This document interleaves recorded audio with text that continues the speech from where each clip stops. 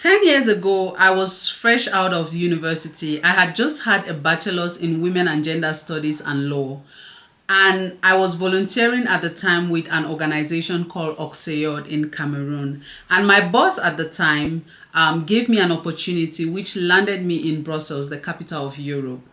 When I got to Brussels, my new boss, a wonderful lady who has become a mentor, she found an opportunity which she felt that I meet the profile and she wanted me to apply.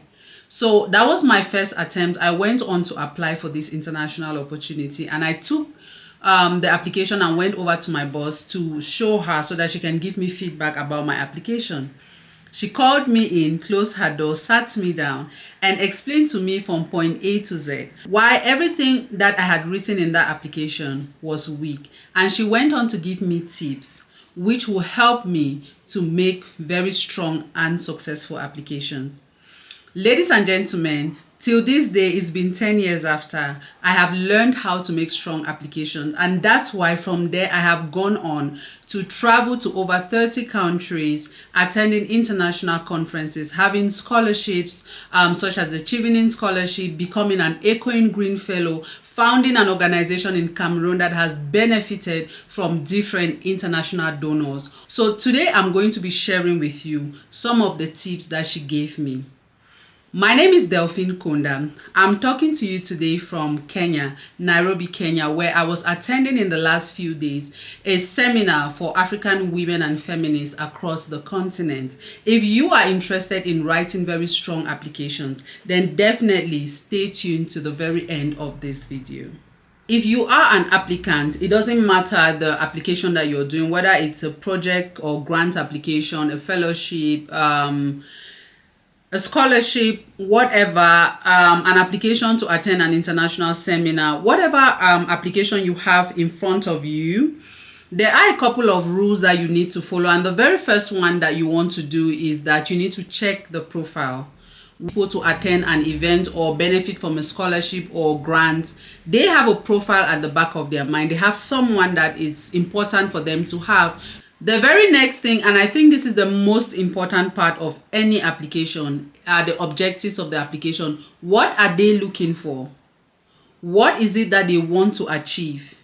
When you have understood what the objectives are, what they are looking for, what they want to achieve, is going to help you and guide you on how you have to write your application. The third thing is to look for the buzzwords. What are the buzzwords? Buzzwords are those words that are repeated in an application. If you are applying for something that has to do with leadership, you are going to see so much of leadership being thrown inside whatever they are writing. And the best way to look at the buzzwords is to look at the objectives of the application or the objectives of the call. Why are they looking for people to attend that particular opportunity? Let's take Chevening, for instance. I have talked a lot about Chevening on this channel. Let's use that as an example. Chevening is looking for leaders. Chevening is looking for leaders, people making impact in their communities. That's why you're going to see a lot about leadership. Everything about Chevening is tied to leadership. So that is a buzzword. That's what you should be looking at. When you are talking, use the words that they are using. So look for the buzzwords that are attached, embedded, enshrined, founded in the application. That's what you should be looking at, and that's how you should be writing your application. What I normally do as a hack is I don't stress it. One thing that they always ask you in every application is, why do you want to participate in this application? Why do you want to attend this seminar? Why should we give you money for this? Go to the objectives of the call. Every application has a call. The call is like the announcement where they invite people to come and apply. Look at the objectives and simply repeat what they are saying. Now, don't repeat it word verbatim, word for word. No, just repeat what they are saying in your own language. So the next thing that you want to do with every strong application is that demonstrate your experience and passion. Don't just talk about what you're passionate about doing, but also talk about what you have done. Talk about what you have done where you are. This is one thing that I think applicants always make a mistake with.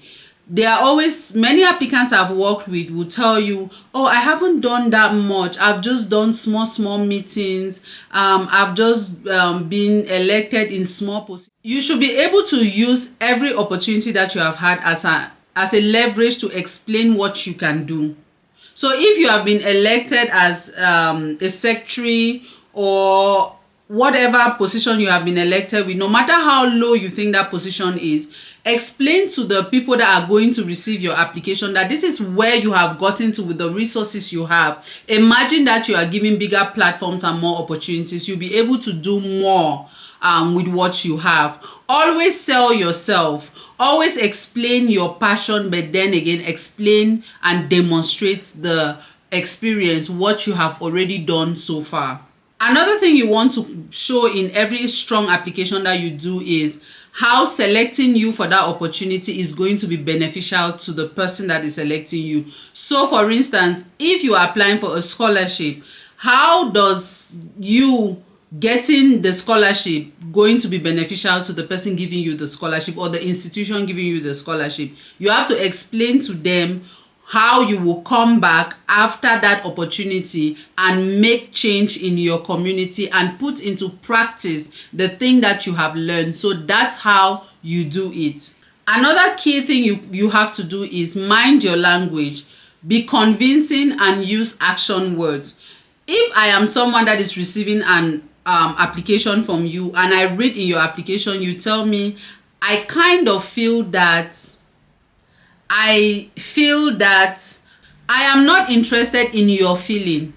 I want to know that you are convinced. So when I hear words like I am confident that, I am passionate about this, my vision about this is that, when I hear those words, I know that, okay, this person knows what they are talking about. But when you are not sure in your application, I am also, as the person reading and trying to select, I'm not going to go for you because you're not even sure. You're not trying to convince me. You're not even convincing yourself who is writing the application. A key element in writing strong international applications is the ability and opportunity for you to share your story. You are unique. A million people may have had similar experiences, but there are key differences in all of these similarities. So you should be able to tell your story from your own perspective. That's another way through which you can write strong applications.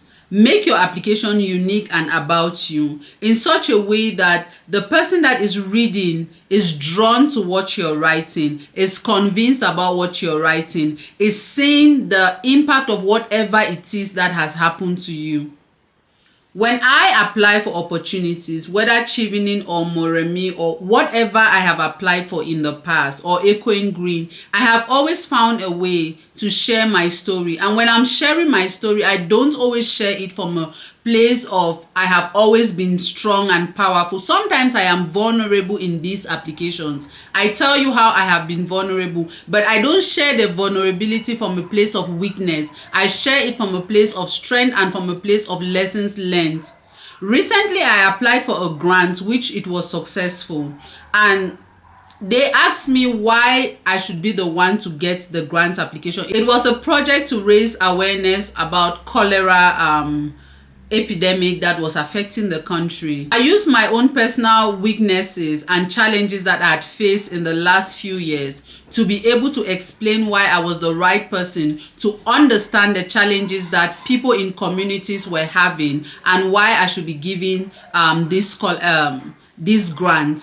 And of course, we got the grant. Another way that you want to do this is to keep it short. Avoid jargons and big words that don't matter. The person that is reading your application may not be very versed with your field of studies. It may be somebody that has nothing to do in your field, that does not understand the language, but everybody is able to recognize passion when they see it. So write from a place of passion. Avoid big words, big grammatic words that have absolutely no meaning. Keep your applications very short and simple so that even a layman can understand the information that you're trying to pass across. Most importantly, always look for somebody to proofread your application and give you feedback. Never submit an application without getting feedback from people that you trust who have more experiences with this. They will be able to look at your application from with fresh set of eyes and from different perspective and give you feedback that will help you to actually get the application. I hope that you did enjoy this video. If you did, please let me know in the comment section, and of course, never forget to like, share, subscribe, and always come back for more information. Until we meet again, guys, please don't forget to create some impact. Go out there and create strong applications.